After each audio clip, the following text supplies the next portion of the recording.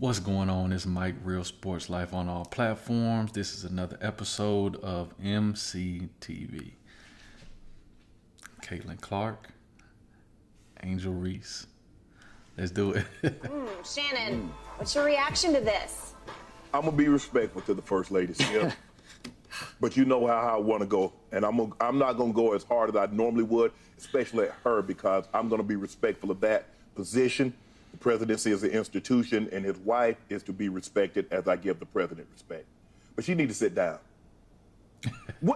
Skip? What is this about? This is Jill Biden said that she wants to have both teams at the White House since Iowa lost.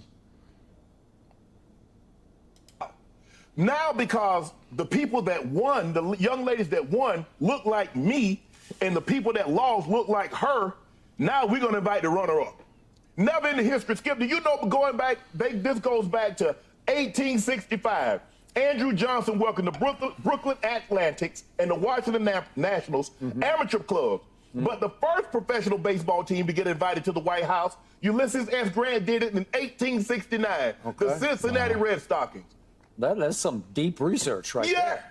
Winners. I see, Uncle Shay. Never in the history, Skip. That's the part of winning a national championship. That's the part about winning the Super Bowl, the World Series, or the NBA title. Guess what, Skip? We get invited to the White House. The losers don't get anything.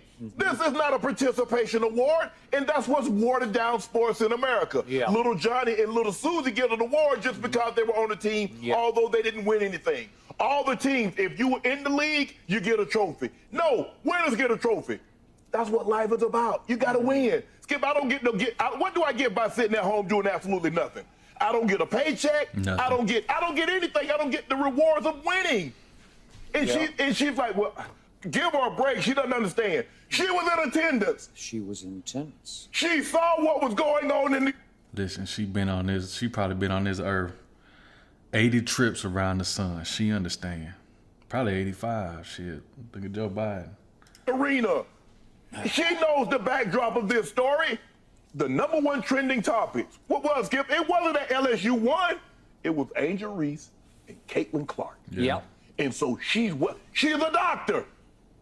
If she didn't know, she should have known before she opened her mouth and blurted this dumb scenario out because they played hard. Skip, everybody.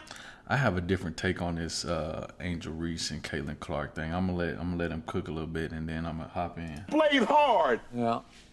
But you get rewarded by winning this. In 2016, it's been out for a long time, Skip. They said optics. How do things look? Does Dr. Jill Biden understand how this looks? She, white America, the losing side is white America. And she's like, you know what? Since the black, You're telling the truth. Come on, Dr. Biden, you know better than this. Did you forget who helped put your husband in the White House? You're gonna find out a very serious, hard lesson in 24. You'll be like a Kentucky or Duke freshman. You'll be one and done. Now play with it if you want to. Now you try to appeal to a certain group that don't give a you-know-what about your husband, that every chance they get, you see how popular you are? You see how popular your husband is? I tell you what, he'll drop another 5% if he do this. Interesting. Mr. President, I know you love your wife, and you should. But on this one, don't you listen to your wife and invite our because they're undeserving. This was about winning. When you win as a, and Skip, normally they have them all. If you, they have all the college athletes come at one time. They, you know, swimming and track and field and this one and that one.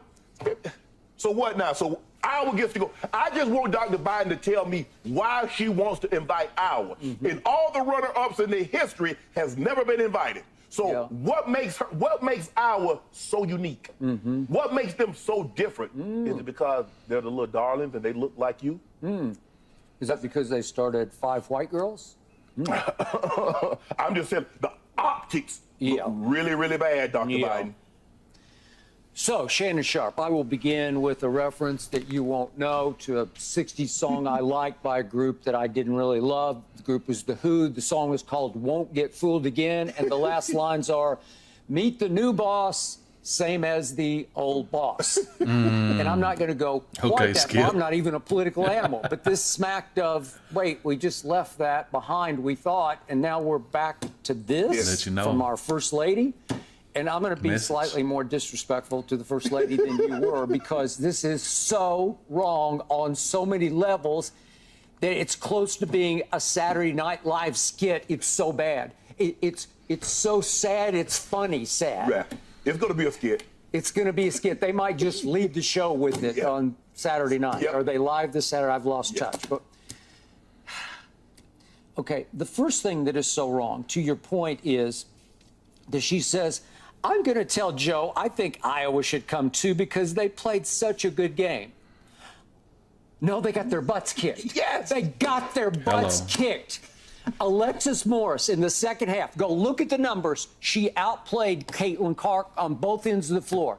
She defended her at a high level, and she outshot her on the offensive end. Yes. Go. See, this is the thing about Skip. A lot of his takes are controversial, which adds to the dynamic of the show. But Skip calls it right down the middle when it comes to performance, for the most part. He has his biases towards certain players. But if they performed, he says they performed. If they didn't, he calls them out and say they didn't. Look it up. I thought she was the most valuable player on the floor on that day. No disrespect to Angel Reese, who got the MOP. Right. But listen, without Alexis Morris, Right. for that matter, without Jasmine making those 5 threes in the first half, Yes. we might be having a different story. But from start to finish, LSU controlled the basketball game. The happy, sad part of what we're talking about is that game went through the ratings roof. Yeah. That game was the most watched women's basketball game in history. Right. It might have beat the men's game last night. Oh, I haven't heard yet, but it should have. And So this is what I think is the bigger play here. It's the same thing that happened in the 80s with Magic Johnson and Larry Bird. Larry Bird, stark, pale, white man, hopped in the NBA, and he was one of the guys. I mean, for lack of a better word, he was one of the guys. He was a dog. The same way Caitlin Clark is a dog. The same way Angel Reese is a dog.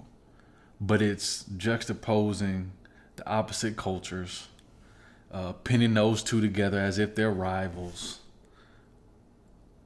which perpetuated this national championship game ratings, perpetuated the women's game. This is the most watched women's game in history. More than the WNBA, more than the WNBA championship in history. So I think it would be smart to play this up as much as possible as these two transition out of college and into the professional game, to try to bring that gravitas to drawing as much viewership as possible to try to boost the WNBA, because we know that the WNBA loses money every year, approximately $12 million in the hole every year. So if they could bring that same viewership, which I don't think will happen, but if they could bring a piece of it from this NCAA championship game into the WNBA, as the storyline follows these two, I think that's the bigger play. And the last thing is, I'm not surprised. I think it's very telling, the response that Angel Reese has gotten for mimicking the same gesture that Caitlin Clark has made throughout this basketball season. The John Cena, you can't see me, right? But what's going unsaid is that, where are all the people that, the Me Too movement in this instance? You should be supporting these two young ladies who are competing at the highest level, because they're both dogs. Their race and gender don't matter when they step on the court. They're both dogs. And you should uplift them both in the same manner because of that. The same way you uplift Michael Jordan, the same way you uplift Larry Bird, the same way you uplift LeBron James, the same way you uplift JJ Redick. They're both dogs in their own right. That's the part that's going unsaid. If you're part of the Me Too movement and consider yourself a feminist, you shouldn't anymore. Because if you haven't come out in support of both of these young ladies, you're a liar. That's it. Gonna catch you on the next one.